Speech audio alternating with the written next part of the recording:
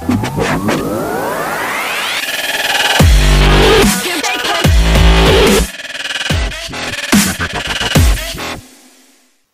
what's up, everybody? Welcome to Smokin' Weed and Talkin' MMA. This is episode number 27. My name is Jarrod. I'm here with my friend Paul. What's up, guys? And we are, of course, coming to you from the fight capital of the world, Las Vegas, Nevada.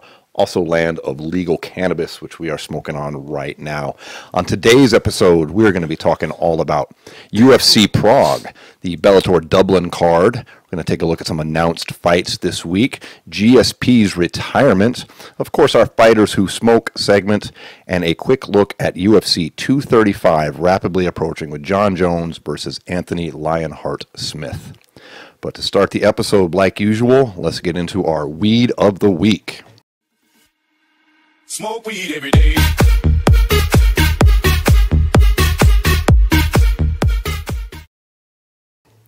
Today's Weed of the Week is once again brought to you by Experience Premium Cannabis. Paul and I are enjoying some double mint THC tincture.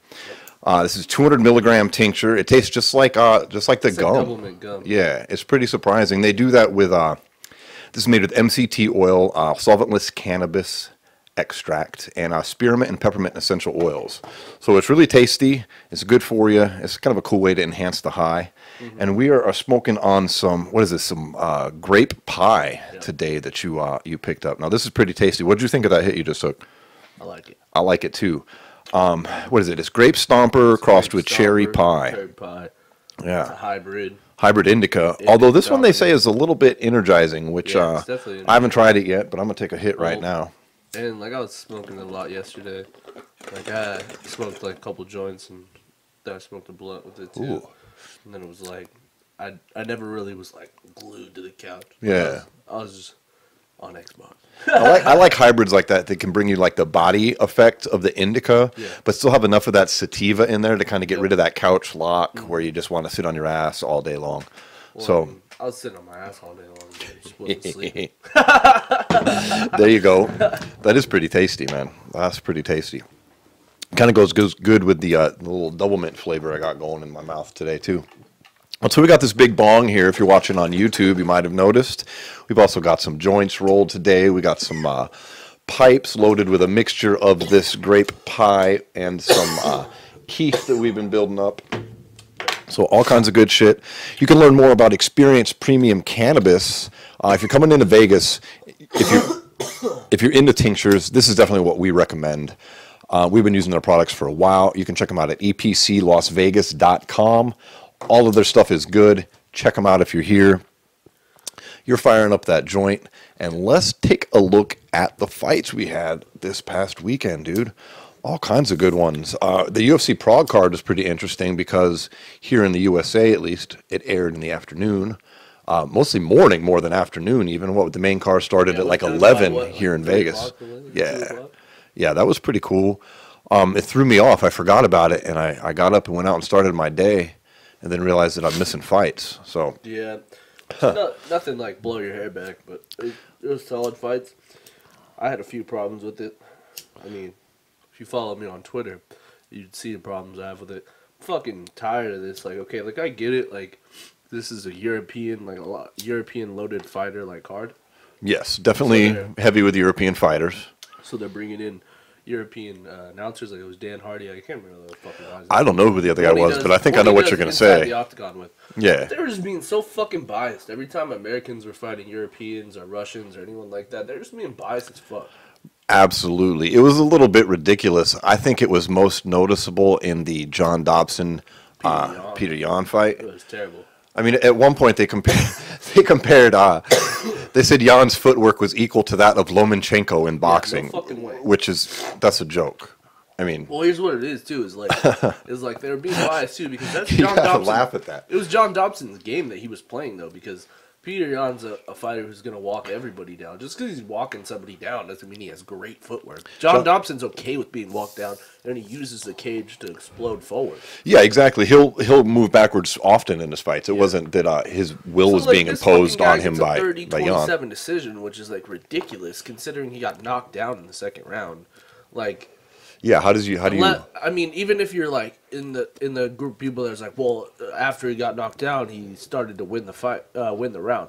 Well, once that motherfucker gets knocked down, it's 10-9 in Dobson's favor as soon as that knockdown happens. Right. So if he were to, there's really not many ways to win that round without also knocking Dobson down, and he did not. He took him down and ground and pounded him, yeah.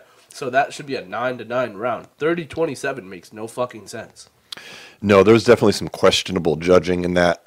And really I too found the fight calling really distracting. Same thing in the Liz Carmouche fight. Yes. My God. They kept talking about that girl who was fighting for the first time in Czech Republic. That's great. Awesome. I get it. She's the only hometown fighter on the card, but she also looked like fucking shit. Yes. Like, and then she hits an illegal fucking move in the middle of a heel hook, and they should have stopped it. But if even they didn't stop it, they still should have ridden it down and took it a point. You can't fucking heel kick somebody in the forehead when you're getting heel hooked. That's against the rules. You can't heel kick someone in the head when they're down. And the commentary team just breezed over it too. Like it was. They go, oh, that's illegal, but they didn't stop it. Yeah, but they just fight ending, like. Yeah, they didn't really point out the severity of the illegalness there. Everyone in the crowd was like, oh shit! Like, imagine if she would have knocked her out with that. Liz Carmouche was handily winning that fight. I mean, the fight, the punch stats were ridiculous. But if you just listen to the commentary, it was all about her opponent. Well, it was another one of those where it was like a kickboxer trying to fight a wrestler, and she just wrestled her the whole time. Dude, Liz Carmouche is a little underrated, if you ask me. She's a little boring too. She's a little boring, but she's so good at what she does, and I think she's gonna have new life at 125, dude. She's so ripped. Oh my God, seriously, like she looked mean as fuck. That girl didn't seem like she was high, like world class, and she didn't. Tough time with her. She was long and rangy though. Yeah, she was very long. Like their height wasn't that far off, but that girl's arms and legs were ridiculously long. Yeah, like that's true. Really, really long. Yeah. Well, long enough to fucking heel kick her in the forehead. Right. But do you want to start up with that main event? I mean, we saw Thiago Santos once again versus Jon. Knocked him silly. Another KO win. That's 11 KO wins for Santos. He's one away from the record. Since moving up from 185 to 205, this guy has looked like a beast. Well, you know what it is, too, is he really is filled out. Like, he didn't just move up to 205. Like, he moved up to 205, and now he probably walks around probably like 230 on a daily. Right. Because like he seems like he did it the right way. He didn't just move weight up. You know, same thing with Anthony Smith. He did it the same way, where like they made a career choice, not just to move up to fill in. You know. Right. They bulked up or quit dieting so much. One of the two. Although it did start with him moving up to fill in with Thiago Santos. He moved up. Yeah, he did. To 205 to fill in for a fight, but at the end of the day, he looked so good. He's like, fuck it, let's do this, and then filled out his body. Dude, it's a thing we've talked about on the show before. It's not 100% true with every fighter, but the vast majority of these guys who move up, this joint here, that grape, yeah, it's nice, huh? I was thinking the same thing. It's another example of these fighters who come up a weight class and just perform much better. Yeah. Like, again, it's not 100%. Honestly, but the majority. It's a turnaround for him because he was good at middleweight, but he couldn't. No, it is for him. Yeah, I mean, not every fighter who just jumps up a weight class experiences success. Like Donald Cerrone is an example that he started off okay, but then he fell a little bit. Well, that's due to age, I think. That could very well be too. But the vast majority of the time, my point being, these guys who quit cutting so much weight and move up a weight class seem to be doing fucking a hell of a lot better, man. And I like it because it's safer for the sport too with getting rid of some of these cutting. When you look at 205 now too, we've got some young guys, dude. Yeah, so Santos is calling that title shot. Yeah. Calling for the title shot. You got Rockhold moving up. You got Jimmy Crute, who won 2 weeks ago. You got Johnny Walker. You got fucking... yeah, fucking old Scotch himself, yeah. What's his name? Fucking Devin, not Devin. Fuck's his name? He fought a couple months back. He's a 205. I seen one, I think Eric Anders, but that's not it. And, he's 185. Who the fuck is this guy? I'm looking it up. Fuck all you guys. You look it up. But we are seeing a bit of a resurgence with these young guns here in that division is what you're talking about at 205, right, which I don't think any of them can really fuck with Jones right now, but given enough time, somebody's going to emerge. We talked about this before. I think it's going to come down to who's willing to just go in and fucking be willing to lose some rounds against Jones and not lose confidence. Dominic Reyes is who. Dominic Reyes, yeah, he's been. So yeah, well, I'm just looking at 205 right now. So let's just look at it this way. A lot of these guys like Shogun, Manoa, Latifi, they're getting older, and they were the young guns when Jones was in the middle of his reign. But then, as Jones got in trouble and stuff, those were kind of the guys who were the gatekeepers at 205, and the brand kind of went down. Yes. But now we're talking at 205. Now you got guys like freaking Johnny Walker, Serkinov, whatever, how you say that. I'm sorry if I fucked his name Mishka Serkinov, yeah, he's pretty legit too. Corey Anderson, who's a little bit a part of that other guys, but he's starting to have a little bit of a resurgence. He is coming about a bit. Ozdemir just lost Anthony Smith, but he's still in the mix. Yeah, he was Obviously, just there. Anthony Smith. And then, I mean, there's always that lingering question, is DC going to ever come back to 205 and fight Jones again? You know? So you don't want that smoke. 205 is definitely in a renaissance for sure.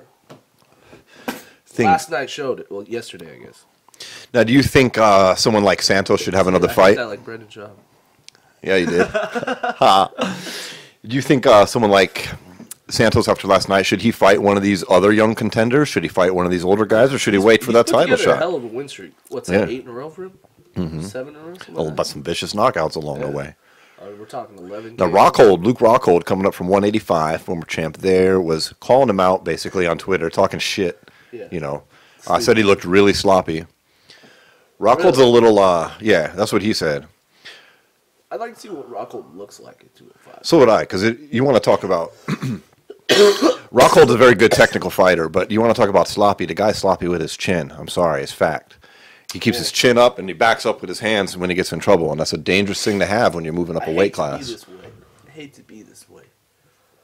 But when you look at guys like friggin' Santos and Anthony Lionheart Smith, you really got to look back at it and think, why doesn't David Branch move to 205?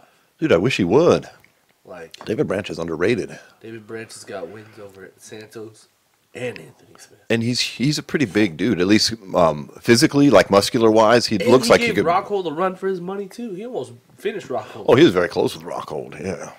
And he might be a little, he might be one of these guys that experiences a resurgence, yeah, because he might be a little depleted because he's so thick and muscular.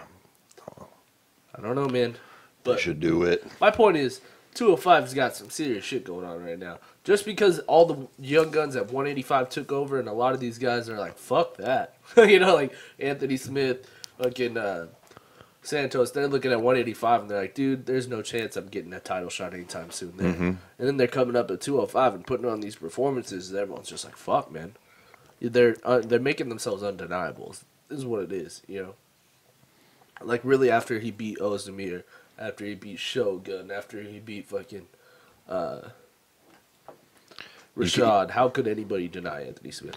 For real, people can talk shit that he can't beat Jones all they want to, but I think he's a live fighter. I don't think he's going to win, but he's a live fighter. He's not a pushover. He's not some fucking chump. That dude's earned his shit. You want to see the mental fortitude of Anthony Smith? Go look up the pre-fight and fight against Hector Lombard, who came into that fight saying he didn't know who Anthony Smith was.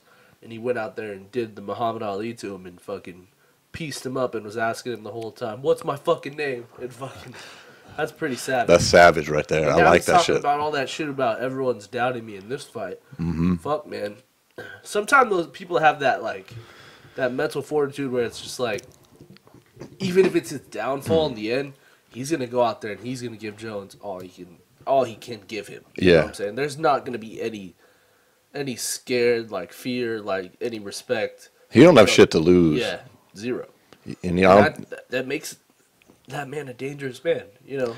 Now, I tell you what, Paul, if this was the Jon Jones before all the fucking trouble, the kind of Jon Jones that took Gustafsson lightly in the first fight, I might say Smith has a chance because Jones might overlook him. We'll talk about this in a little bit. Actually, but let's circle before we that's such a wormhole like, at 205. Let's circle back to. It's impossible not to talk about Jones.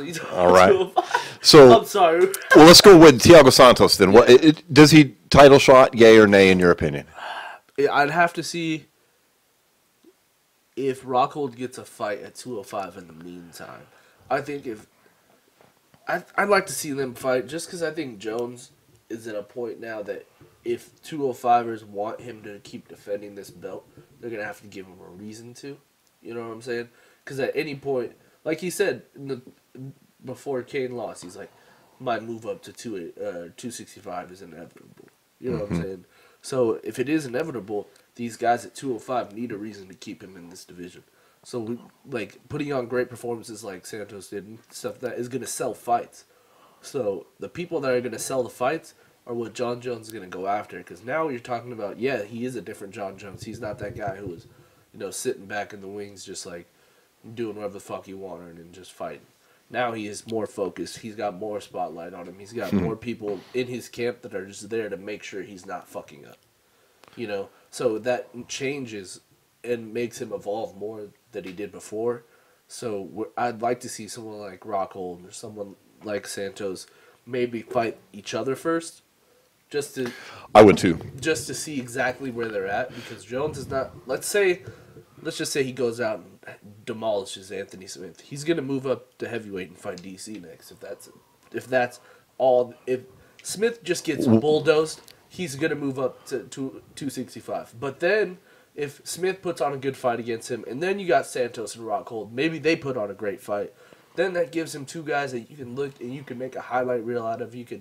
That's why I like Santos too. Is if he goes out and knocks out Rockhold, that gives Jon Jones no chance but to fight him.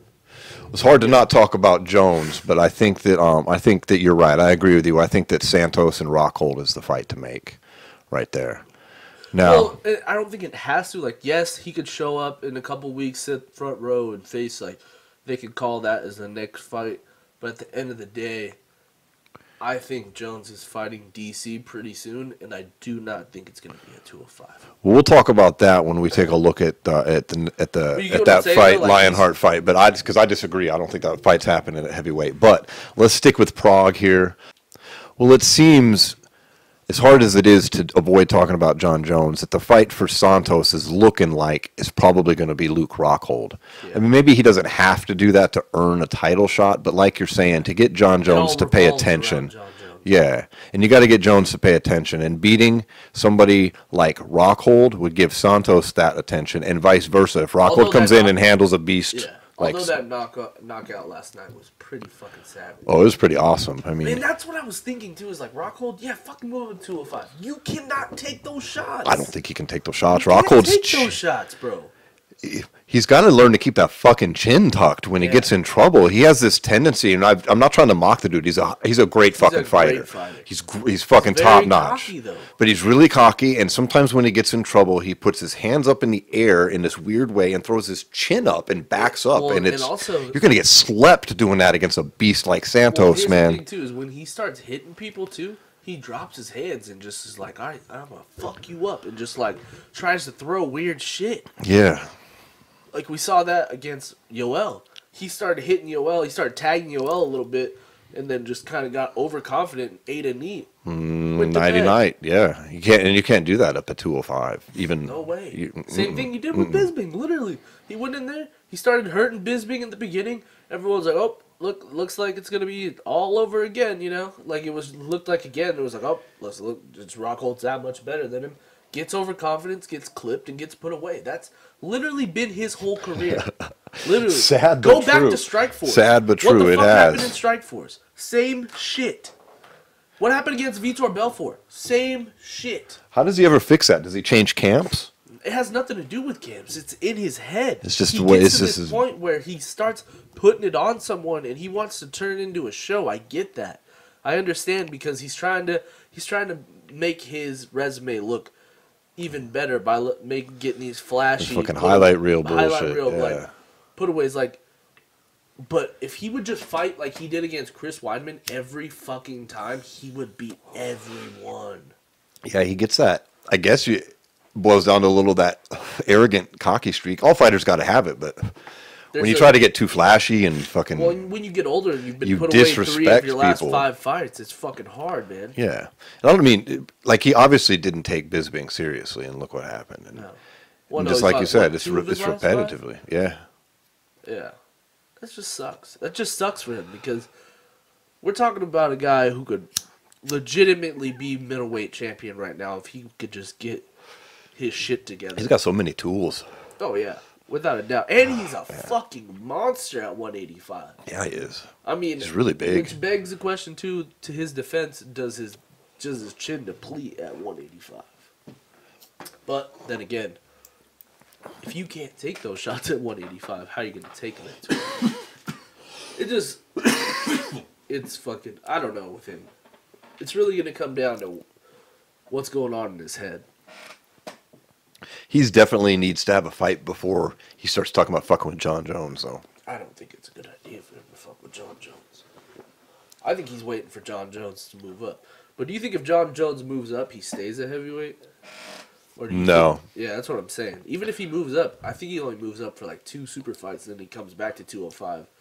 So I just think these guys at 205, and I know we keep going back to him, but I just think it all revolves around Well, you can't really talk about 205 without talking about Jon Jones. Well, yeah. like I was saying before, I think it's gonna come down to these guys giving him a reason to stay, or give him a reason not to fight DC. Give him like everyone keeps getting bitching about double champs.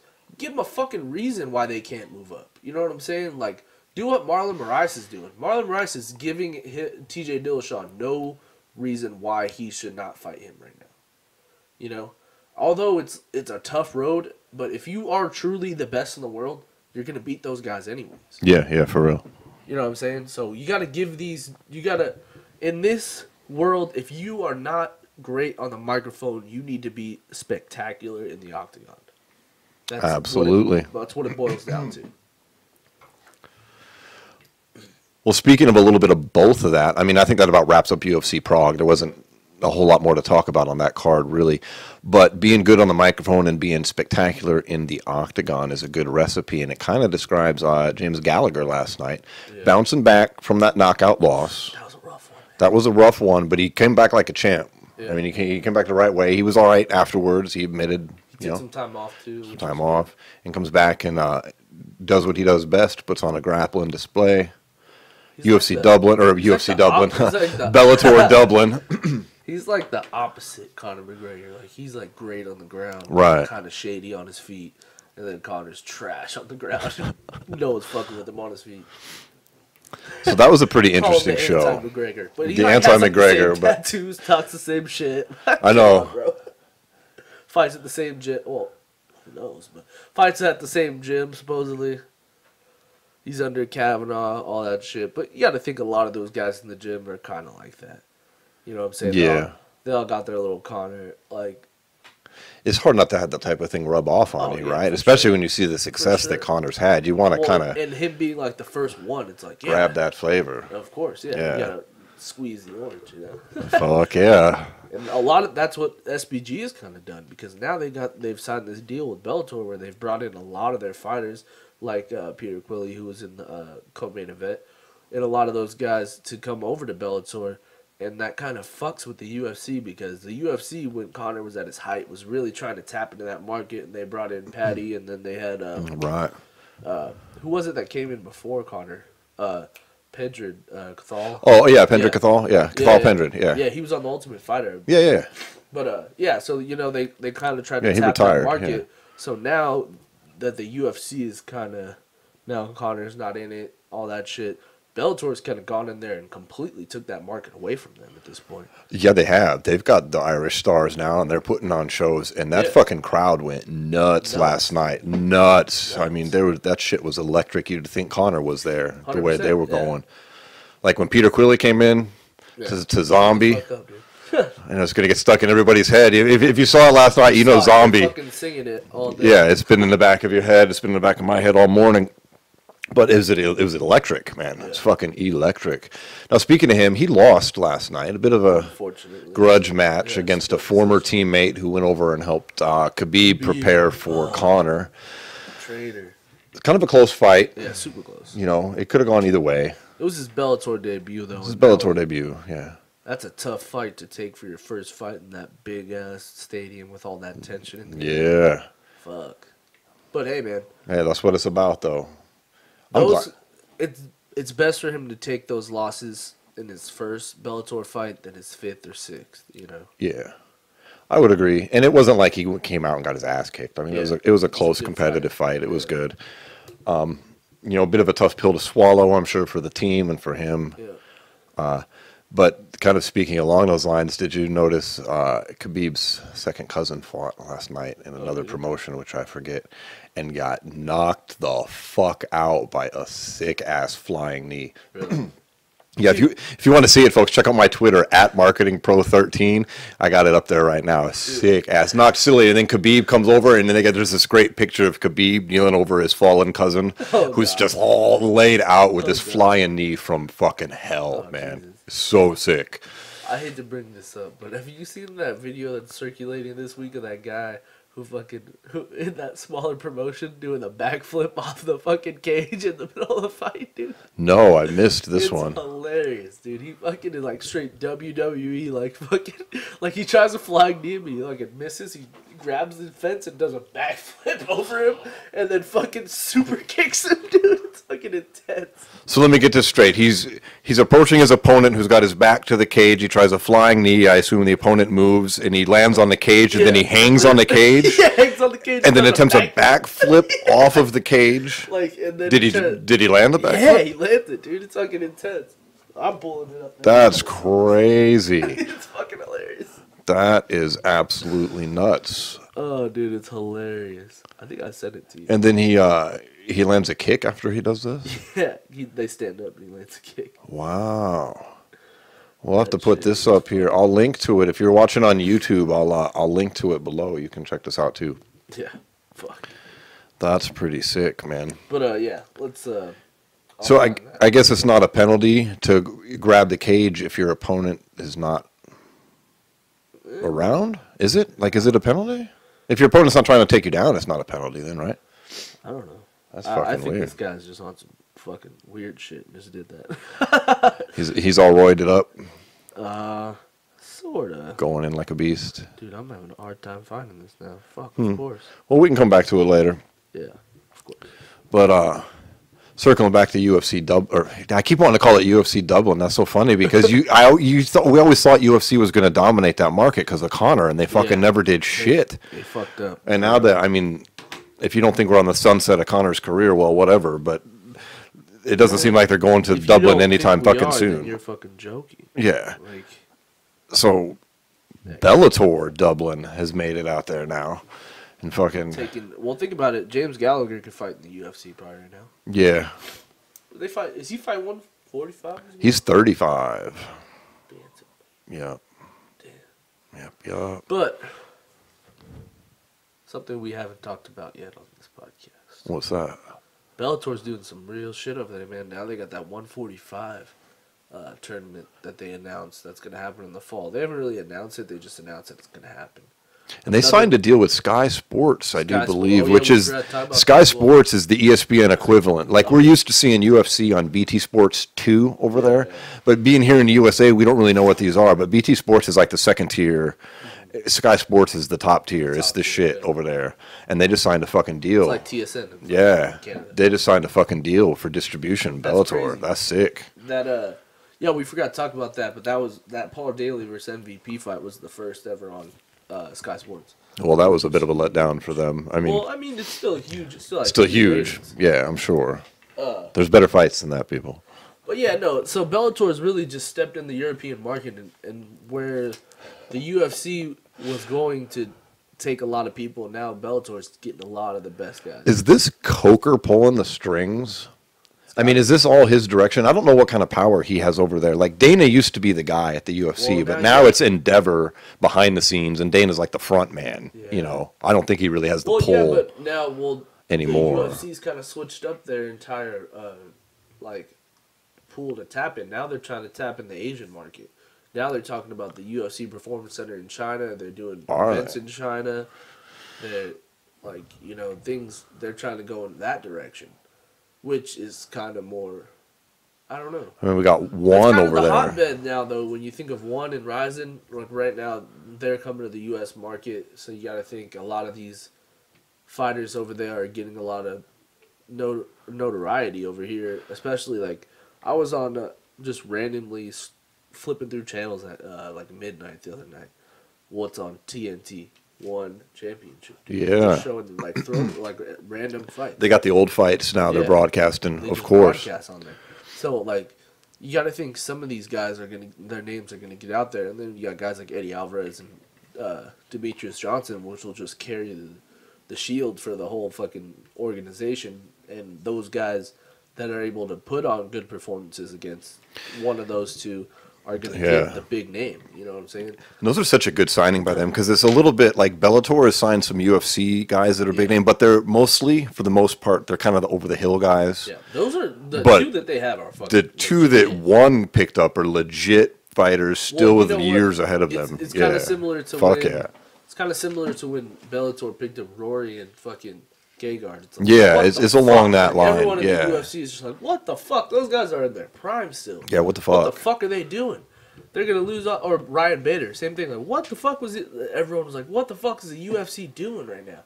Because now there's possibly 3 guys who could be top 10 pound for pound in the world right now that are hanging out in Bellator, not in the UFC, and don't seem very interested in getting over to the UFC either, which is a big difference than fucking 5-10 years ago. Yeah, 100%.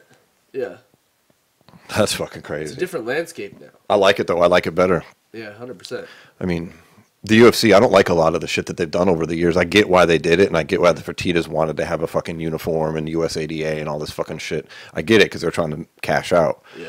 But then Coker's the guy that knows what he's doing right now. Yeah. He's the guy that gives a fuck about the sport, it seems. Like, he seems to have stepped up in the role that the Fertitas used to fill. Whether you liked what every decision the old UFC made or not, you always knew the fucking Dana and the Fertitas basically gave a shit about fighting. Yeah. You know, they made the right fights. Yeah, and they gave a shit about the integrity of fighting.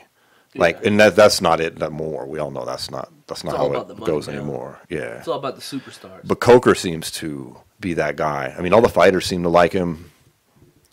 Well, and you know what he does when he puts on these tournaments? He makes these fights where people have to fight each other. Yeah.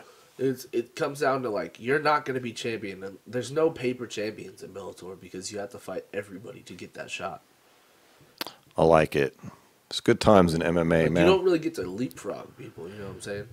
They don't seem too interested in that. I don't know.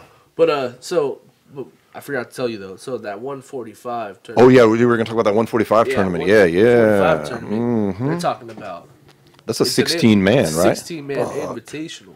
So, and it's going to be done differently this time. All the first round fights are going to be done the same night. All the second round fights will be done on the same night.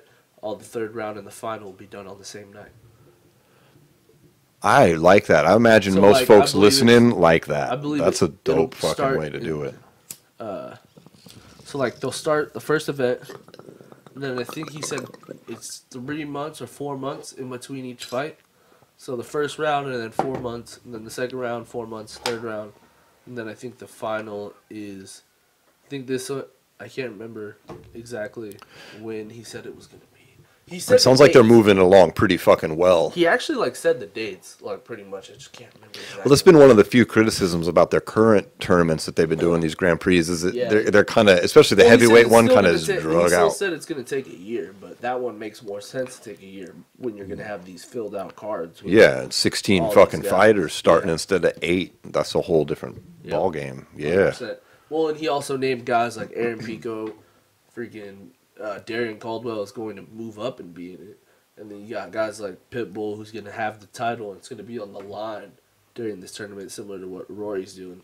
And then Strauss, AJ McKee. It's going to be. That's a really sick bracket. A lot of those names are like. He said he would even ask James Gallagher if he'd want to come up and fight in it as well. That'd be fucking sick, dude. So that's what's cool about Bellator is, like, at the end of the day, they're just looking for the best fights. Like, similar to what they did that, like, I think the welterweight tournament's pretty much only tournament so far that's had all the welterweights. You know, like that heavyweight tournament was like, there was a couple middleweights in there was a light heavyweight in there, and the heavyweight.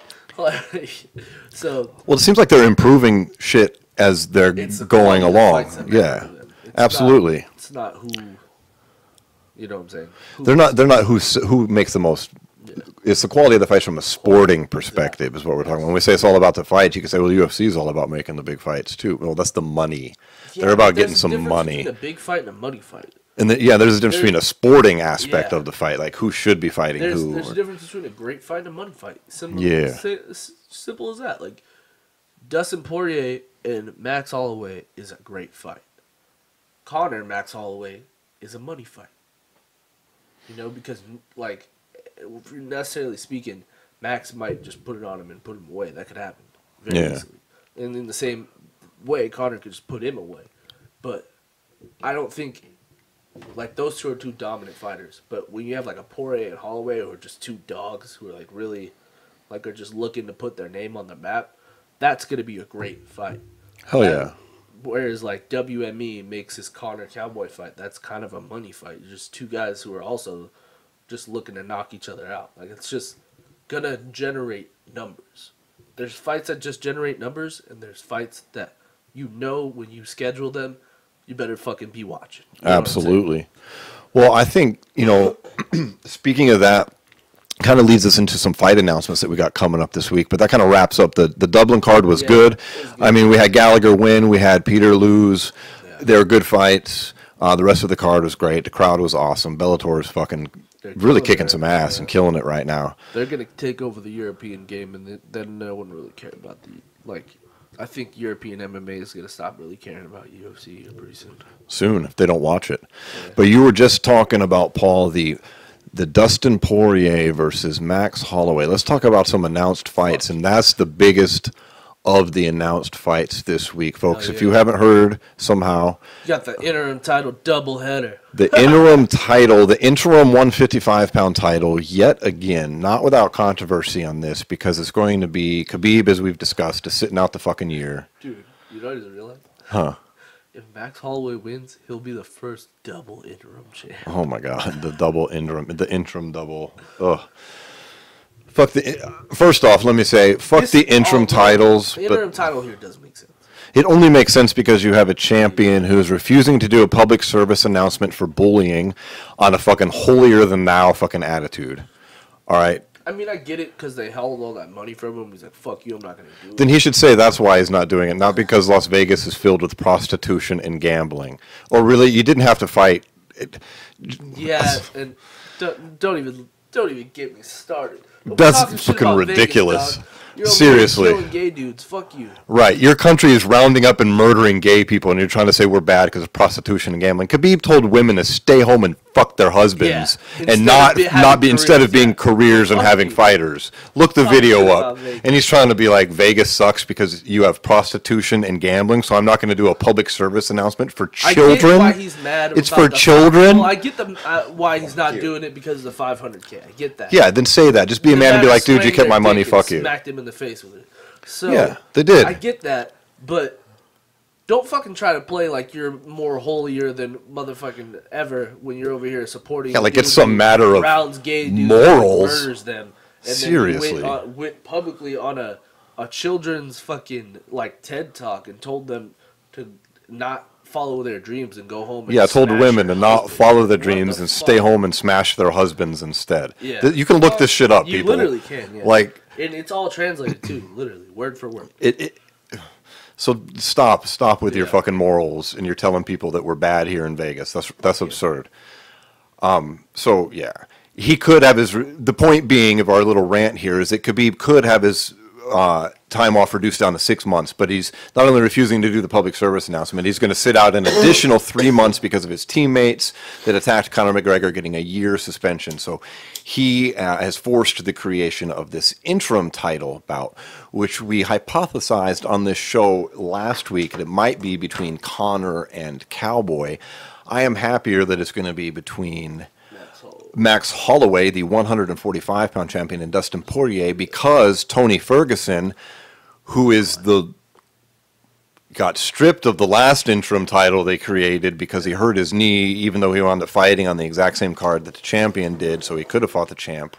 Yeah. Whole nother story there.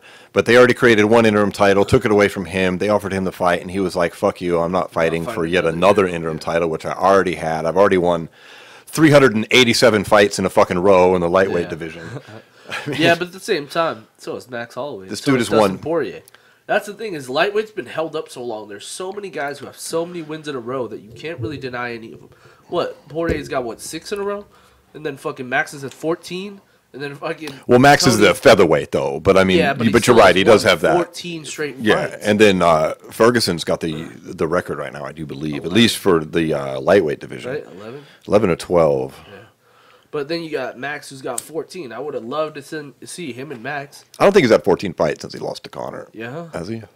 I thought it was 11. When he fought Jose the first time, he was at 11. Well, either way, it's a fucking log jam, and I do support the creation of an interim in this instance. It isn't 14, but at the same time, what I'm saying is he still has a shitload. Him and Tony are super close. I think he has one more than Tony, I think that they do need the title in this case. And we might even need to see this title defended. If Khabib's really sitting out that long, there's no reason.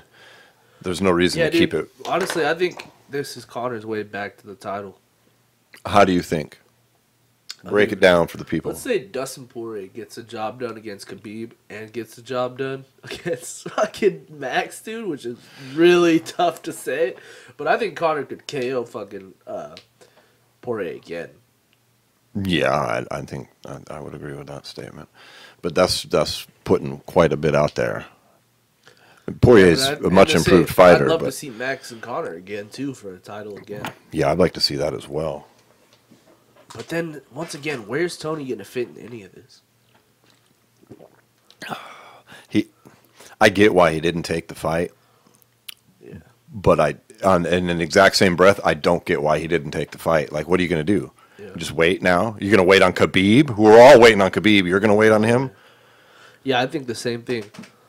Honestly, because Khabib's if he comes back in November, he's going to fight whoever has this interim title. So then it's going to be another 3 months after that. So what? Tony's going to sit out a year? Maybe a year. When he's not injured, maybe a year and a half. And then he goes, really? And then he tweets out, "I can make 145." So, bitch, the 145 fucking title is at 155 now. So you had the chance to fight that motherfucker. You should have took it. Dude, how about you make 170? I get it. He's fucking had injuries and things have happened where he's gotten fucked over in his interim title. He didn't want to fight for it. Yeah, that's totally not his fault. He totally got fucked. Yeah. But why the fuck not? If it wasn't for an interim title, I'd still want you to fight that motherfucker, because then that gives nowhere for anybody to say that you don't belong. Because that's where a lot of people who are not casual fans are thinking. Because you have, honestly, although Tony's got some great performances, he doesn't have very many signature wins against people everybody knows. You know, he's got that. His big wins have kind of been marred with controversy. Like, that Pettis was great. Those great fights. It's a great fight, but then Pettis is breaking his hand and, quits on the stool. Default at the end of the day. Yeah, pretty much. That Khabib fight, there's been back and forth, the dropouts, 4 times? 4 times that fight's been booked. What, and then he was the one to get injured before Khabib became a big star. So now people kind of think of him as like, oh, dude, he's fragile. You know what I'm saying? Like, and then he's kind of cringeworthy too with like his shit talk. It's kind of trash. Like, he's trying to fight Verdum and shit. Like, I just don't think he's marketable, and it's not his fault, and it sucks because he's a great fighter, but he's the odd man out right now. He's the odd man out. Which is why, I agree totally, which is why he should have taken the fight. Yeah, absolutely. It sucks. It sucks for him. It really does. Because I do think that, honestly, he could be the best pound-for-pound fighter in the world if he was given the chance. Mm-hmm. But is he going to ever be given the chance is the question. Look at the way the UFC just... And you think he's getting older and older and older, too. So it's like, eventually, he's going to be a little bit slower than these guys. Eventually, he's like 35. Abilities are going to drop off a little bit. Whereas you look at somebody like Dustin Poirier and Max Holloway. Max is, 26? And Dustin Poirier is, 29? Like, these guys are still way, way in their prime. Like, Max's prime just got started.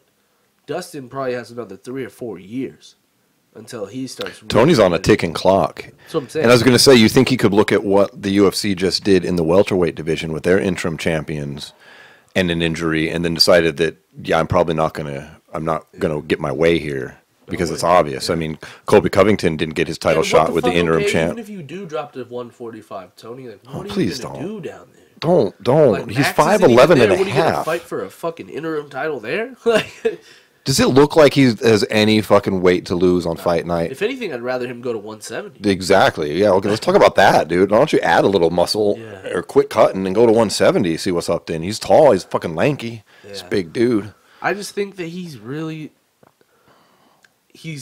as fuck, and he's real to a downfall. When keeping it real goes wrong. That's literally what this is. When keeping it real goes wrong, like we just said, how long is he going to possibly sit out playing this game? He's going to sit out like Colby Covington. You're going to just sit forever and then demand your release, and then what? He's fucking 35. Colby's only 30. Yeah. He can fuck around with his career a minute. Yep. And he's not 35 in a heavyweight division. He's 35 in the shark den. And for Dustin Poirier to go on Twitter and say, fucking release me, like, I think that fight was done and Tony walked away. Yeah. Like, you got to think that fight was done on paper. And they told Dustin's fucking manager that he was not going to get the fight and that they were going to go with Tony Ferguson. And then something after that had to have gone wrong with Tony Ferguson, and him ended up not taking it. Like, and that's on him at this point. You can't sit here and bitch that you're not getting the big fights and then decline the big fights. This is true. So up next, then, we have got the retirement of one Georges St.Pierre, arguably the greatest mixed martial artist of all time, who has stepped away from the game before, but he has never actually said the words, "I am retiring." So now he has. A lot of talk about a fight between him and Khabib not coming to fruition. Khabib wanted it. He wanted it. Apparently, from all reports, the UFC was like, nope, ain't happening. Thanks. You know why? It makes a lot of sense. Think about it this way. You know that's going to be GSP's last fight no matter what. Yeah. You're the UFC.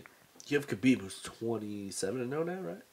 So you have a guy who's 27-0 against a guy who is one of the greatest of all time. Why would you want to tarnish either of their records ever? Yeah, even if he did it at a catch weight and didn't fuck with the title. Because now you have a guy who's undefeated, who gets defeated by someone who's, in a lot of people's eyes, considered the greatest of all time. So why would you tarnish either GSP being the greatest of all time and being able to market him as one of their UFC marquee fucking... Their veterans and put them in the Hall of Fame and do all that shit. And it'll get ratings because everyone will want to see GSP. He goes out as a champ. Yeah. You know, I'm sure he'll have multiple fights get put into the Hall of Fame as well. So you got to think, why would you take that away by possibly him being mauled by Khabib and that being everyone's last thought of him? Or on the other side, why would you give GSP that fight? Because then GSP just goes in, beats Khabib, fucks up your guy and pieces out. Defeats your best guy, knocks him back in line, and then walks away. Yeah. Defeats their undefeated monster and then walks away from the sport. So if you're Dana White and you're WME, why do you want that fight? Oh, I agree. You don't, straight up. You don't want that fight. That makes sense looking at it from their eyes. So he's retired. I think it's legit this time. What do you think? You think he's staying done? Yeah, I think he's done. Because there was some talk it was a tactic to get this fight. I don't think the UFC is. I think the only fight that would get him out of bed is if Ben Askren becomes huge and GSP looks at it as like, Ben Askren's not a guy who's going to knock me the fuck out. He's a guy who's going to try to wrestle me, and I'm down with a grappling match with a few punches. Now, this could be just smoking bullshit, but Woodley came out and said that GSP turned down several fights with him. He did. He's come out and said that he did not want to fight Tyron Woodley. Yeah, he said he wasn't interested in that. Never interested in that. Because he doesn't want to get 170 the fuck bet. out. Yeah. I'm telling you, he's looking for fights where it's going to be a grappling match, and he just thinks he has superior grappling. Mm-hmm. Or a distinct advantage. Like you talked about Conor. He would have a distinct size advantage over Conor McGregor. 100%. I mean, would he, though? If he got down, if the fight was at like 1. I mean, he's 6 feet tall, isn't he? Yeah, but I'm saying like. And Conor's 5'9". I'm saying if they fought it, if GSP came down. Oh, to lightweight? I don't know. It's hard to say that. Never seeing George at lightweight is hard. It's hard to say. He looked like lightweight a couple months ago. Dude, in those sauna pics that we talked about when they came out, it looked like he was doing a test cut to 155. Yeah. Yeah. I think he probably hit the mark too if they were looking for that Khabib fight and trying to push that. You know what else I think is the hidden message behind this too? This might be obvious to some people, but he's not talking about a Conor fight, which would indicate to me that Conor's tied up in a fight, which has got to be the Cowboy fight, is a done deal, like Rogan's come out and said. It's 100% done deal because that Dustin Poirier and Max Holloway fight would have not become a done deal because those were the other two guys everyone was talking about Conor was going to fight. So yeah, the Cowboy fight is a done deal for sure, for sure. So I think they said an international fight week probably, which would be dope. Yeah, that would be dope. Maybe they give him the day before card. Yeah, they usually do. I don't think we're ever going to see 3 in a row like we did in the heyday of the Fertitas. There was 3 in a row last year. There was only 2. Yeah? Yeah.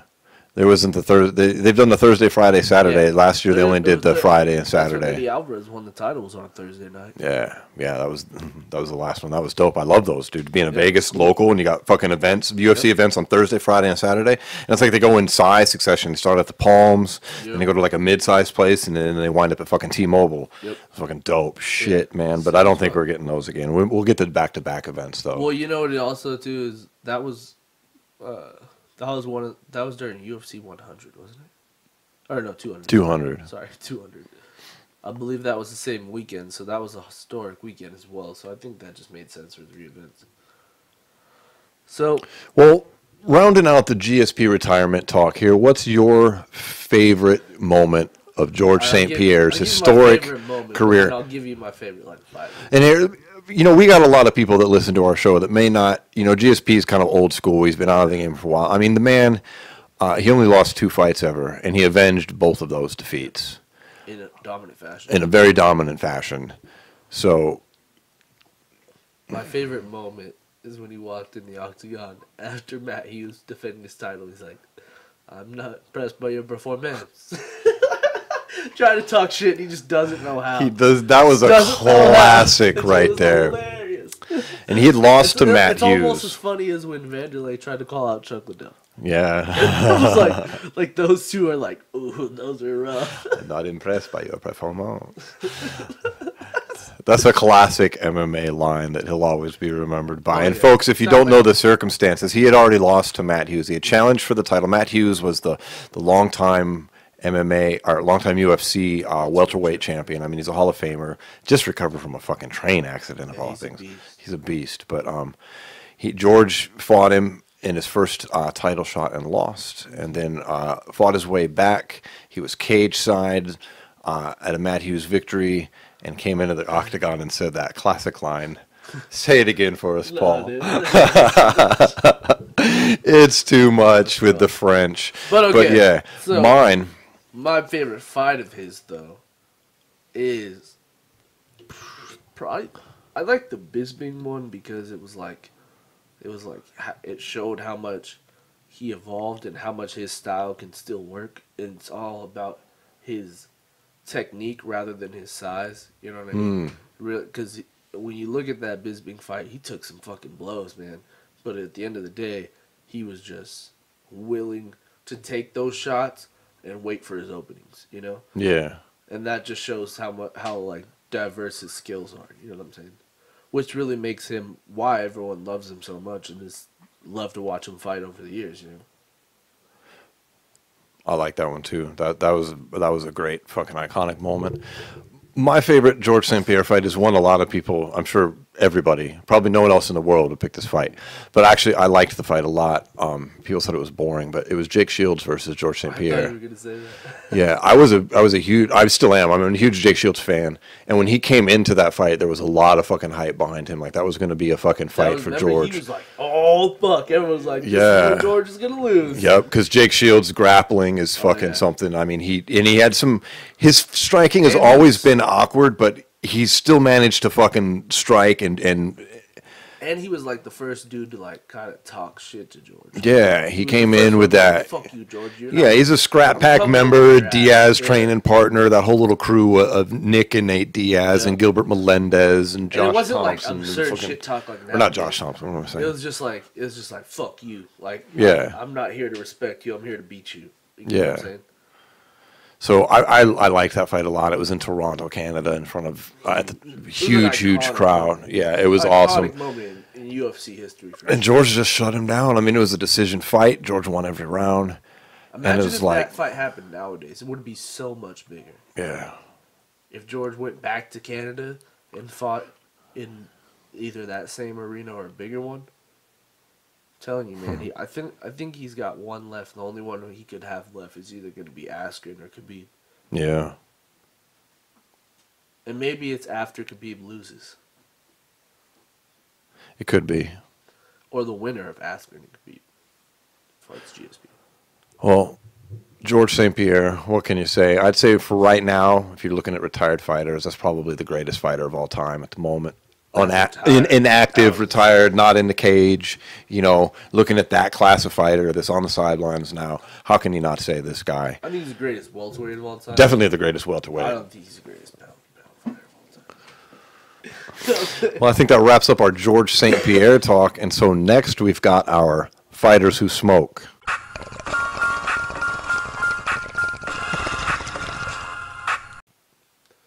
Now, in our fighters who smoke, we've got an opponent of Georges St.Pierre's, actually, right? Who are we looking at this week?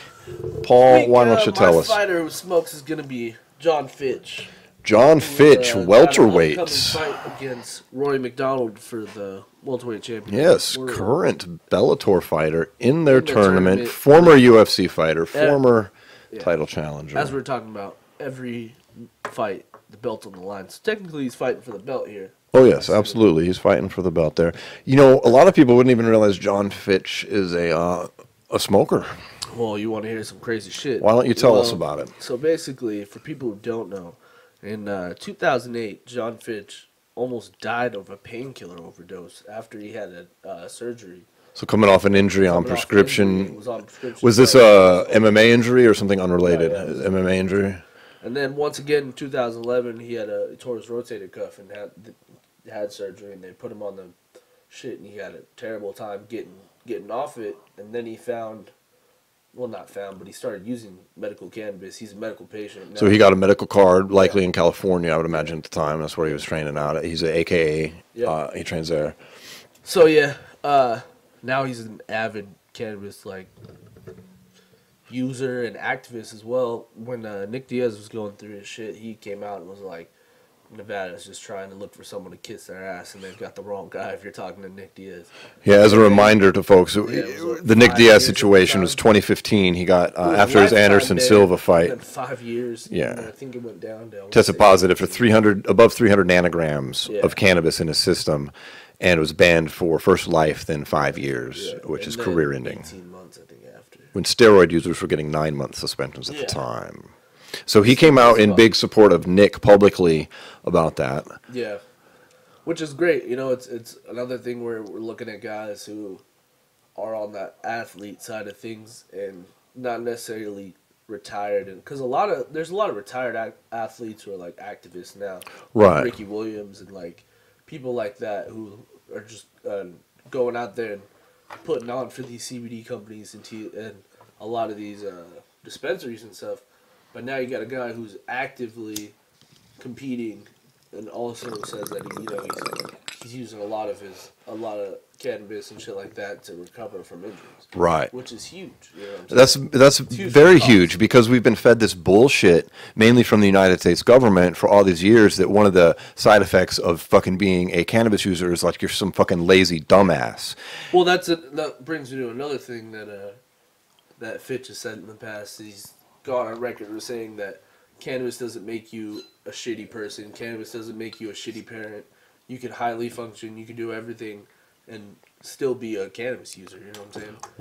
100%. That is huge. For people like him to go out there and say things like that. Yeah, because everybody hears that shit from some dude they just know is a stoner, and they're like, yeah, right. What are you high right now? Yeah, you high right now telling us that? But somebody respected, like you're saying, about like Jon Fitch, who's an undeniably world-class athlete. Well, I mean, he's fought in huge organizations. Like he fights in Bellator. He's a UFC vet. Used to fight in the World Series of Fighting, where he held. Yeah, champ there. Yeah, PFL champ. Now we're talking about he's fighting for the welterweight championship in Bellator. Mm-hmm. Unfortunately, he'll probably never fight in the UFC again due to legal reasons. But yeah, he's also one of the 3 fighters that filed this antitrust lawsuit almost 5 years ago now against the UFC, which is ongoing litigation. So yeah, he's not fighting in the UFC ever again, but. That's fine. Still, he doesn't need to. He's 40 years old as well. Yeah. But he's still fucking competitive. He's fighting for a title. Man, he's got some huge signature wins in Bellator. I mean, obviously his last one against Paul Daly. He's fought names like GSP, like we talked about before, BJ Penn. Yeah, he beat Paul Daly, this year, May 12th, or no, last year, May 12th of 2018. Yeah, he fucked Paul Daly up, too. Fucked his whole life up. Now Paul Daly thinks he can wrestle. But yeah, so I mean, he fucking fought Jake Shields in World Series of Fighting, got a win over him. So I mean, he's a tough dude, and he's a 40 fights, man. 40 fights. Even better, he's cannabis user. Absolutely, no. That's exactly why we have a little series like this, is to highlight the fact that this is not just retired athletes. Like last week we talked about Chris Bird, who's using cannabis as a retired athlete dealing with a lot of pain, and this week we're talking about John Fitch, who's an active athlete who's using cannabis regular. Well, and the question that gets brought up as well is he's someone who's fighting deep into his 40s, so you gotta think a lot of these guys' bodies start shutting down with a lot of these pills because it fucks up your body long term. Yes. So who's to say that moving into this for recovery could cause you a little bit longer in the game too? Mm-hmm. Absolutely. And then also the CBD. If you're a fighter who uses CBD, that can help your cognitive functions as well. 100%. You know what I'm saying? Like, they're learning more and more about that. CBD affecting your brain health. Yeah. I mean, as we speak, literally more is being learned. 100%. It's an incredible anti-inflammatory agent that not just for your muscles but your brain, because your brain can get inflamed as well. A lot of people think that causes. Scientists are looking into that being a root cause for a lot of different problems, being inflammation on the brain. And CBD is just, and you mix it with THC, and it's just great that this info is getting out. What people don't understand is you don't need to mix it with THC though. Like everyone gets worried when you talk about anything that has to deal with cannabis. Like you could use CBD and not get high, and not. It's just using Absolutely. It for medicine is literally something you could do. You're not. It's literally just basically a natural like. It's completely harmless. Yeah. There's no psychoactive components. Like, obviously, we're smoking weed right now, but if weed's not your thing, you can get benefits from CBD 100%, and you won't get any type of high. At all or anything like that either. And there's no psychotic, or not psychotic, there's no psychedelic effects whatsoever. Zero. Certainly no psychotic effects. No, CBD... Yeah. And we're not fucking selling you CBD here. We're just telling you, as one human being to another human being, if smoking weed's not your thing, and you need some medicinal benefits from the marijuana plant, by all means, look into CBD. 100%. 100%. Well, that wraps up our Fighters Who Smoke segment this week. Thanks to Jon Fitch. Thanks to Jon Fitch for being a member of the cause. Hell yeah, 100%. All right, and good luck in that upcoming fight, too. Yeah, so we're going to wrap up the show. We're going to talk about him, so let's fucking talk about UFC next weekend. What is it? 235. Jon Jones making a quick turnaround, facing Anthony Lionheart Smith, former middleweight. Stacked card, too. A stacked card. Great. Super stacked. Right here in Las Vegas. We're going to be at the weigh-ins. So easily that I'm fucking worried. It all came together so easily that... Fuck, man, I'm crossing my fingers hoping that nothing happens. Yes, me too, because we're going to be at every little event we can leading up to this thing. 100%. And, man, I'm looking forward to this fight for sure. This whole card is going to be great. Shit. And, I mean, the world could be shocked, I suppose, come March 2nd. Won't go put your money on him. He's 10-1 right now. Is he 10-1? Yep. Man, God, that almost makes me want to just throw down money. Yeah, but that's just take the a prayer. Also, that's kind of how betting works. Everyone goes throwing money on Anthony Smith. All right. The odds are going to drop. So, really, that's Vegas. Jones is what it is. But they should be, honestly, because this might be a rough one for Anthony. Dude, I like the guy. I wish him the best of luck, but he's fighting Jon the current active greatest fighter in the world. Yeah, 100%. No one's kicking Jon Jones' ass, sorry, and it ain't very likely ain't going to be Anthony Smith. I mean, I figure he's got in my humble opinion, I would put his odds at winning this fight at like, he's got a 10% chance. Jon's going to go out there and try to submit him. Because that's where Anthony finds his most holes in his game are on the ground for sure. You think? I think Jon will go out there in the first round, test the waters on the feet. In the second round, go straight to the takedown, and then see what happens on the ground. And if he finishes him on the ground, it'll either be by strikes or choke.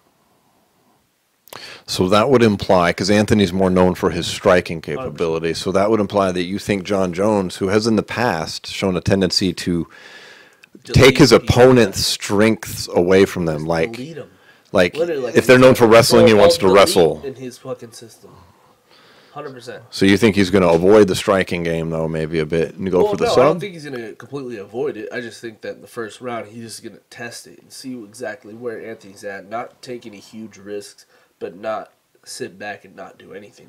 Kind of similar to when he fought Cormier the second time. Remember in the first round, Cormier had his most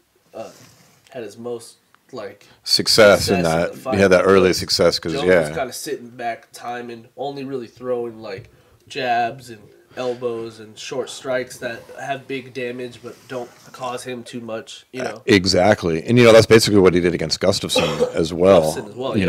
I just don't know if Anthony can take those leg kicks either in that first round, because that's what's going to come in the first round. First round's going to be leg kicks and body work. Mm-hmm. And then the second round, he'll take that leg kick. You'll think it's going low, but then he's gonna pivot on his foot and it's going high, and it's either putting him out or Jon's going to take him down. Yeah, I think he's going to make short work of Anthony Smith. Not to take anything away from him. He's not a shitty fighter. Though, he's a great fighter, and I like the guy. The greatest fighter of all time. Yeah, and I respect his skill set. That's just what it is, unfortunately. That you're fighting Jon motherfucking Jones, son. Like, and if Jon Jones goes up to heavyweight, I guarantee you Anthony could probably pick up like an interim title when Jones is away. But against this current crop of up and coming light heavies we were talking about already, he's definitely in the mix for sure. Yeah, for sure, man. I don't think anyone's in the mix enough to really give Jon any trouble. Unless Luke just comes in with 205 and looks. Look, the only person in the UFC in that relative weight nearness to Jon Jones is anywhere close to his level is Daniel Cormier, and Daniel Cormier has been beaten twice by that motherfucker now. I disagree. Who else would you put this on that same level? I think maybe Stipe. I think Stipe can give Jon a run for his Stipe is still all right. I'm a Stipe fan too. I kind of overlooked him there, but yeah, Stipe. I think Stipe can give Jon some trouble. I think with the right mindset, Rockhold could give Jon a little bit of trouble. I disagree with that one there, my friend. I think fucking Jon Jones would. I think he would embarrass Luke Rockhold. I'm saying with the right mindset. I think Rockhold has all the tools to make it an interesting fight. Ooh. Who's to say Gustafsson could? I mean, I think if Gustafsson was younger, he could have beat Jones in the second fight. Like, let's say what was supposed to happen happened, and like it turned around, and they fought the second time instead of Jon and DC ever fighting. I think Gustafsson could have beat him then. I just don't think he can beat him now. No, we're talking about Jon Jones is a focused man these days too. He's not. The days of people being able to get one over on Jon Jones are fucking done now. His party days. I don't think his party days are over, but his days are kind of. It's not over, dude. He's doing coke like.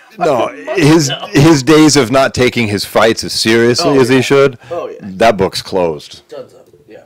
That motherfucker wants to establish a legacy now and silence any future fucking critics. Yeah. And he's going to begin doing it. But by beating the shit out of Anthony Smith, unfortunately. So? Yeah. I think it's the beginning of the end for the light heavyweights. I see. I don't think Jones is going to move up to heavyweight. I think he's going to have 3 or 4 fights down at light heavyweight, and all these little young bucks we're talking about, he's just going to fight them now and kill them off. Think so?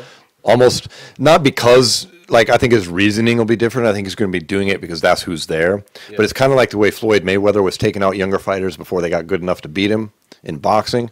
I don't think it's the same motivation. I just think that's what's in front of Jon, but I That's think the he wants problem, that though. 205 legacy. I don't think those guys are at that stage right now. I think all these guys are at their peak right now. Do you? All of them, yeah. No way. Do you think Thiago Santos is ever going to be better than what he is right now? Okay, well, him, no.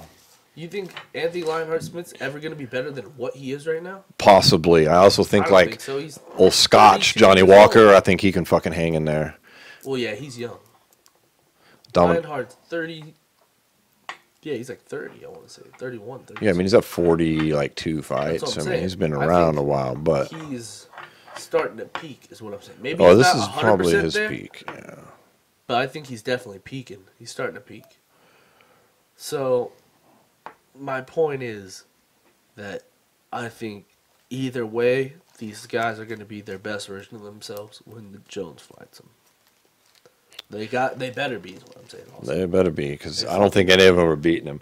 Now, do I think he might move to heavyweight at some point in his career? Yeah, but I don't think he's doing it to fight DC, and I don't think he's doing it next fight. That's just my opinion. Fuck Maybe do I not know? next fight. What if he fights, let's say the DC Brock thing never happens. You think Jones would fight Brock at heavyweight?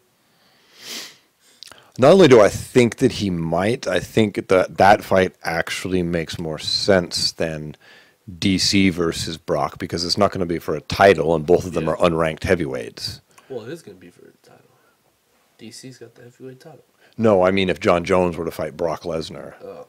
Like if that fight, if the DC Brock fight doesn't happen, which I don't think will. I don't know if you give Brock a title shot, to be honest. No, Brock doesn't deserve a fucking title shot. What, for fucking smothering Mark Hunt at UFC 200? And if he wins, dude, although there's no real chance he wins, to be honest. But if he does win, then what? Is he just going to walk away? Like, you put yourself fucked either way. No, I hate that fight. I hate the DC Lesnar talk. It's the most undeserved fight of all time. It's fucking ridiculous. But I don't mind it if somehow or another Jon Jones and Brock fought at heavyweight before, not for a title, just as let's see what Jones looks like at heavyweight, do a big money fight against Brock Lesnar, nothing on the line. Okay, that makes more sense. Neither one of them are ranked fucking fighters. All right, anybody that's ranking Brock, get the fuck out of here. You beat Mark Hunt. I love Brock Lesnar, don't get me wrong. I fucking love the dude, but get the fuck out of here. Let's look at it this way. Let's just say DC and Stipe fight, and then Jon or DC doesn't want to go back to 205 and he just retires. You know? Or let's say he loses to Stipe and then retires. I think that's the only reason why he's not taking the Stipe fight is he knows he could possibly lose that. If he loses that fight, Jon fight is off the table. Dude, all bullshit and shit talking aside, yeah, I think that's it. He knows what happened in that fight, and he knows that Stipe is a very, very, very dangerous man. That's why he didn't want to fight him. Well, he could have fought him instead of. He could have fought at Stipe at MSG. He chose to fight Derek Lewis instead. I think Stipe takes a full camp for sure. I don't think you can take Stipe on short notice. Mm-hmm. In any facet, it doesn't matter. If Stipe thinks he got screwed over there, I think in that I've been fucking for some reason on DC's side recently, but fucking this fool, I hate this fool, but at the same time, he's kind of right with this Stipe shit. You can't take him on a short camp. And also, man, fucking just fight, man. Jesus Christ, I'm tired of people holding out for title shots. Like we were talking about with Tony earlier. If Stipe ends up on the outside of this fight, if it ends up really being Brock and DC, or Jon and DC instead, like once again, DC's just gonna be, or Stipe is just gonna be stuck on the outside looking in, just sitting there, getting older, getting slower, not being in the mix, and for what? I'm not quite there yet, and the only reason being is that there's not a next fight booked for DC. If DC gets booked in a fight that's not Stipe, and Stipe continues to hold out, then I agree with everything you just said. At this point, it's like, okay, take a fucking fight, dude. He still is gonna hold out, even if he gets. Well, he's saying that now because he wants that fight, but. So if DC does fight Brock and Stipe continues to wait, I think that's a terrible move. But right now, while it's up in the air, he's angling for that fight. I'm on his side. Give him the fight. But he's dumb if he waits longer after that. All right, let's get into the co-main event. Marty from Nebraska versus T. Wood. Marty fucks this fool up. Kamaru Usman, the Nigerian Nightmare, a.k.a. Marty from Nebraska. fighting Tyrone Woodley, training partner of Ben Askren. He's going to fuck him up, dude, I think. Marty from Nebraska is the name given to Kamaru Usman by the wrestling team. And Ben Askren, he and Ben Askren on the same team. It pisses him off so bad. It's so funny. Like, he didn't go by that. It's just funny. It's not like a slur. It's like that's what they all know him about. Why are you mad? I think he should embrace it. I think he should jump on that bandwagon. It's funny. Yeah. Do it. But yeah, that's a good fight, man. We got Tyrone Woodley versus Kamaru Usman. I think he's gonna get 170-pound championship. Usman? T Wood gets it done. Yes. In epic I agree. Fashion. Me too. I think he's gonna fucking murk him. I think he's gonna KO him for sure. Because I don't think he understands how explosive Tyrone Woodley is and how strong he is in his grappling and wrestling. Because, like, here's the deal. They're two different kinds of wrestlers. Woodley's an explosive guy who's going to use his strength and tend to be a little bit more defensive and pick his moments, you know what I'm saying? Whereas Usman is relentless. Usman just tries to go after you, and he's gonna keep coming until he gets what he's came to get. You know what I'm saying? Yeah. And that's kind of a problem when you're fighting Tyrone Woodley, because Tyrone Woodley puts you kind of how we were talking about John Dobson earlier. He puts you in a false sense of hope, where he lets you walk him down. But as soon as he feels that the back of his ankle hit that fence, he's coming at you forward, and you better be fucking ready. Oh, if yeah. you're just going at him, that's not the best choice. Look at what happened to Darren Till. Darren Till tried to walk him down. He's like, come on, yeah, walk me down. Couldn't even land a punch. And then he just came after him as soon as the back of his heel hit the cage. You know what I'm saying? Mm-hmm. I think something very similar is going to happen. I agree with you wholeheartedly. I don't think Usman has the chance everybody is saying that that he has to do. Because Usman's even talking, he's like, I'm going to come in there. I'm just going to dominate you, bro. I'm gonna come in. I'm going to take you down. I'm going to beat you down. Go ahead and try to come in there and try to try to take T Wood down. It's not going to happen, bro.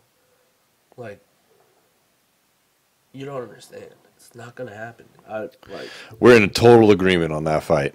I just don't see any chance. I mean, obviously there's always a chance anybody can beat anybody, but what I'm saying is Tyrone Woodley is going to come in there and he's going to get the job done. That's what he does. That's what he does. He's going to continue his dominance. He's the longest reigning champ in the UFC right now, and he's going to fucking put a stamp on that. And pretty soon he's going to be challenging GSP for that greatest welterweight title at some point. Yeah.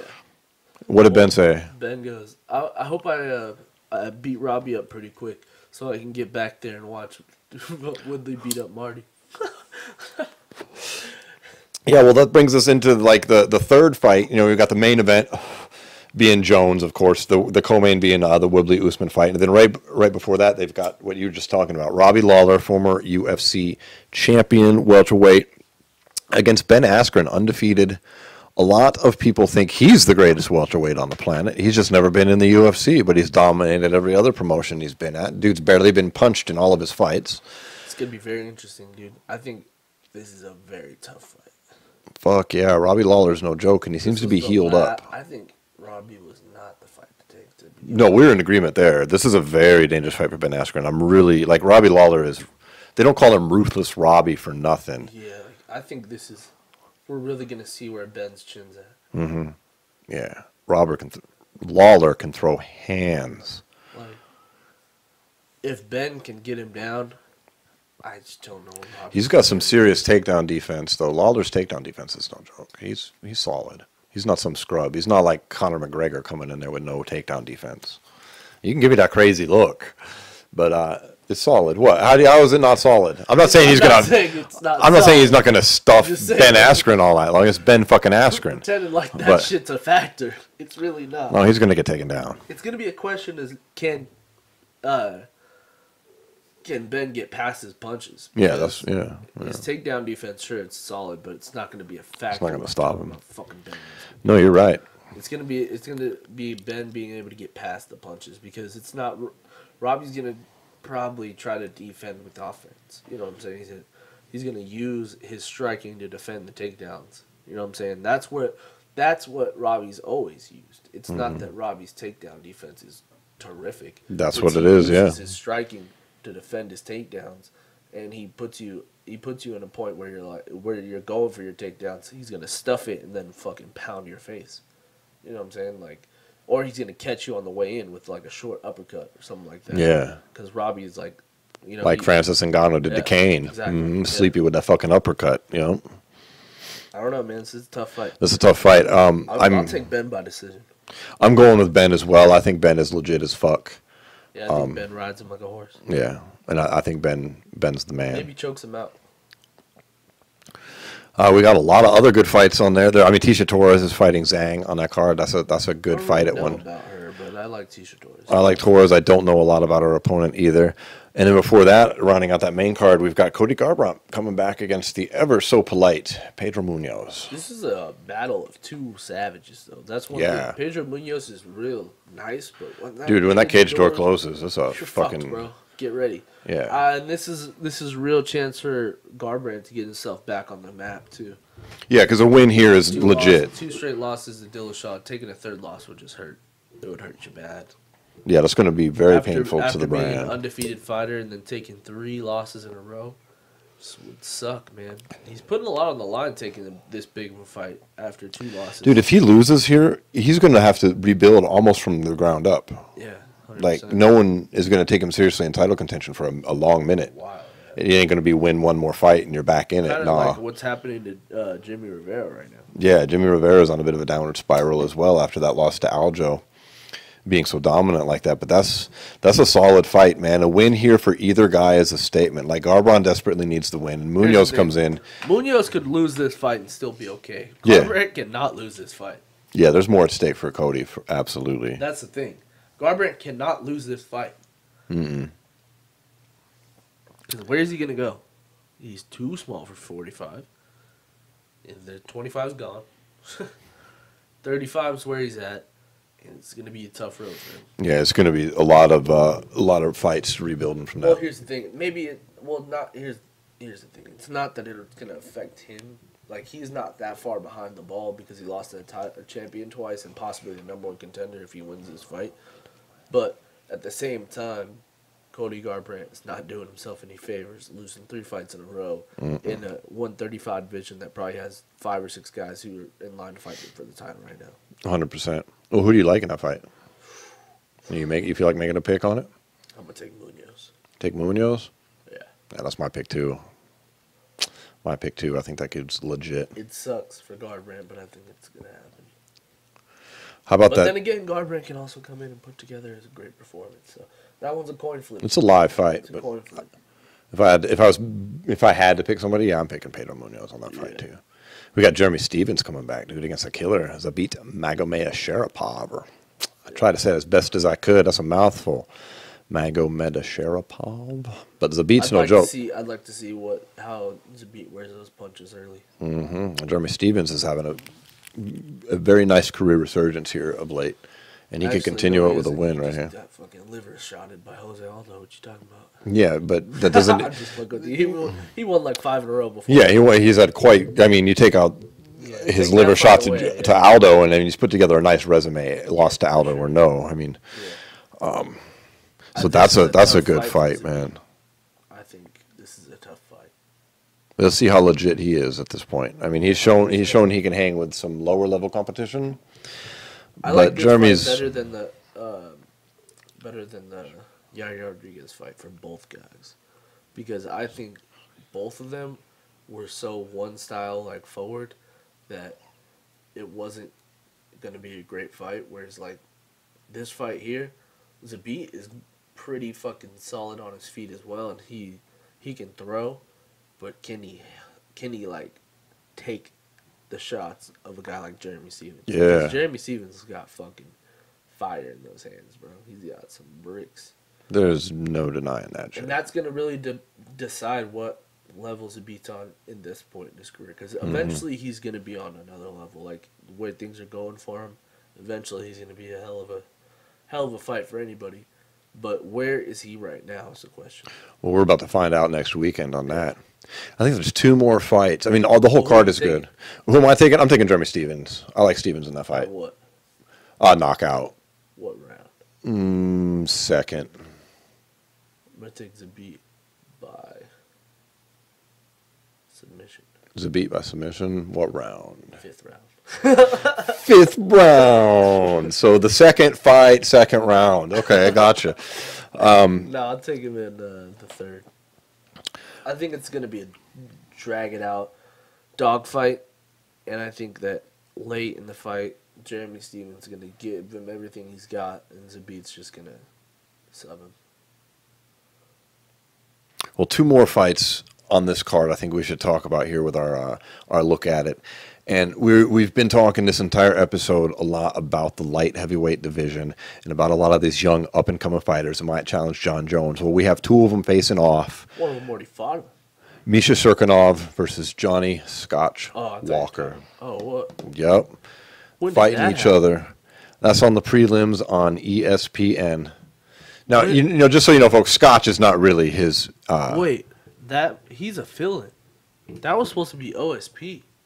Well, he has been filled in. What? I didn't know. I'm looking at the fight card right here. It wasn't available on the UFC's app for whatever reason. A week out, the fight card's not available on their app. Maybe that's why. Maybe he just filled in.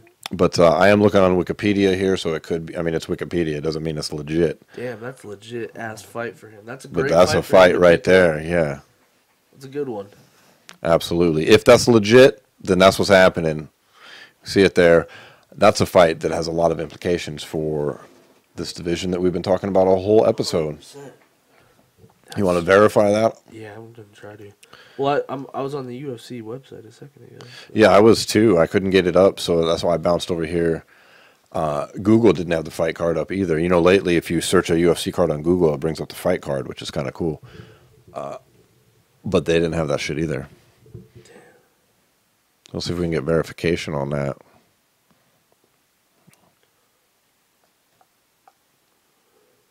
Yeah, see, that's a fill-in.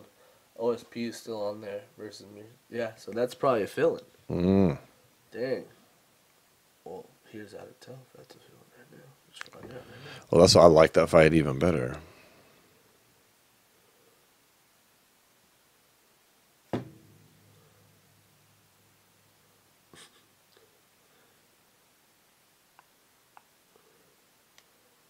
Yep, Johnny Walker replaces OSP versus me. Whatever the fuck his name is. UFC 235. Damn, we're hella behind, dude. That shit happened 2 weeks ago. There's so much MMA these days that we got to keep up with. I swear to God. Well, that's a great fight for him. That's a hell of a fight right there. Opportunity because then that keeps him fresh in everybody's mind because he rattled off those 2 big wins to start his UFC career. Now he's going to go in and be on the biggest fight card when he's already talked shit about Jon Jones and possibly finish a guy, jump on that mic and be like, hey, Jon Jones, I may not be there yet, but I'm coming, motherfucker. Cirkunov is no joke, though. 100%. And that dude, this could go either way. He's going through some shit in his personal life right now that this is the kind of shit that might give the man the fire. You know, like his wife's battling cancer. Oh, dude. So that's the kind of thing that can be distracting, or it's the kind of thing that you can be like, yeah, I'm not getting beat by anybody. My fucking wife has cancer. She's going to beat it, and I'm going to kill Johnny Walker at the same time. Yeah. You know what I mean? And sometimes we talk about that little bit of mental edge, because he's a good fighter. He might. He could go into that and beat the shit out of OSP, but I don't know if he can go with that mindset and still have enough talent to beat Johnny Walker. I think Johnny Walker's on the path to glory. That kid looks like something. He's tough. He's a tough mofo. Well, best wishes to Cirkunov's wife. I'm 100%. Battling that cancer. Hope to see a recovery there. Yeah, and this will be a telling fight, though, because these are 2 live fighters in this division. 100%. You know, a couple young guys, so that's pretty important. I don't even know who to pick. That fight has pretty solid implications in that division as well, because you got Johnny Walker who just jumped into the rankings, and then you got Cirkunov at 13, I believe, somewhere in that range. So. And been looking good. I mean, he looked great in his last fight. Ready to fight those big names. Yeah. Right. Who do you going to make a pick in that? For me, I don't know. I don't know. Taking Walker KO round 2. Sorry. I don't know who to pick. I would probably have to realistically say Johnny Walker. It looks like a pretty special talent. I'd have to probably agree that he could pull off the win. Although, in this circumstance, I'd like to see Cirkunov win. So. The other fight that I think that we should talk about, of course, is the opener on that ESPN card, which is to me, a little bit of an unusual fight, but I like it a lot. It's Diego Sanchez. He, of the original Ultimate Fighter, Diego fucking Sanchez, is fighting Mickey Gall. Who did he smash in his last fight? Who was that? Diego Sanchez? Yeah, remember we were watching it, and he was just, like, going ham the whole time. Yeah, I picked him to lose that fight as well. I'm trying to remember. It was... Let's pull up his record. Yeah, I'm looking at it right now. I have to pause because this Wikipedia article is like 600 fucking things long. There it is. There it is. Craig White. That's right. Yeah, dude, a little young upstart. Yeah. On him, dude. He was just like, wouldn't stop coming. Then he lost to Matt Brown prior to that, and he that lost to elbow. Alia Quinta. Remember that elbow that Matt Brown had with him? That fucking killed him. And Alia Quinta Everyone knocked after him the fuck out, too. We were talking about Al earlier. Yeah. Yeah. So now you go into a fight against Mickey Gall, who's how much bigger than him? Yeah, this is up at 170. Yeah. Because Mickey Gall ain't making lightweight. He's going to chop Same off a thing with leg Matt to make Brown. lightweight. Matt Brown was fucking huge, dude. Yeah. Well, fucking, yeah, Mickey Gall is going to fuck Diego Sanchez up. I think so, too. I like Diego. I don't like that fight. Although we still have yet to see Mickey's chin, though, so let's see. What if Diego just goes in there and tries to put the bombs on him? Drops a bomb squad on him, puts him away. Well, he'll try Would that. you be surprised? A little bit, yeah. Yeah. I would, frankly. I would be really surprised. I wouldn't. How long could that guy keep doing fucking things like that? Ever. He's going to come out crazy as fuck. But then again, Diego's crazy as fuck. When he gets it, dude, he's like, come on. Oh, fuck. Dude, he's an OG, man. He's I can't believe we're still talking about it's UFC 230 fucking 5. Remember when he fought Clay Guida, dude? Yes. That was the most savage fight of all time.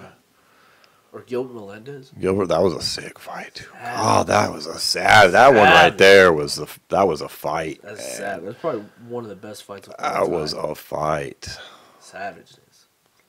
How is this guy? You know, Tough is on like season 29 is approaching.